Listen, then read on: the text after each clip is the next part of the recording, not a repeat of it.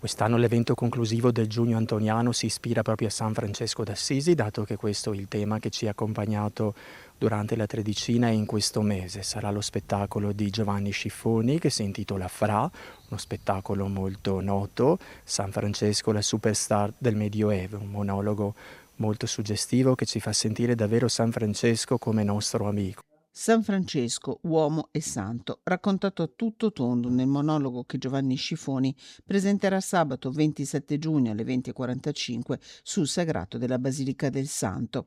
Ingresso libero fino a esaurimento posti per l'evento di chiusura della 20ª edizione del Giugno Antoniano dedicata agli 800 anni dalla morte del poverello di Assisi.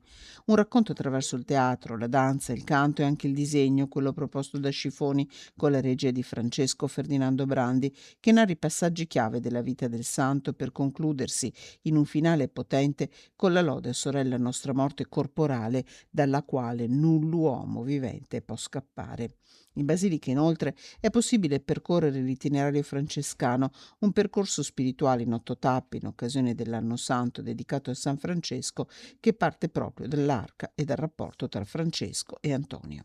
Quest'anno una reliquia di San Francesco viene esposta tutto l'anno durante il Giubileo francescano, indetto da Papa Leone appunto a conclusione del 2025. Nel 1226 San Francesco d'Assisi saliva al cielo, concludeva la sua vita terrena, ma ci lascia in eredità questo tesoro di pace tra i popoli, il tesoro del Vangelo, il tesoro di Gesù. Ecco, la reliquia richiama concretamente questo grande insieme di valori spirituali.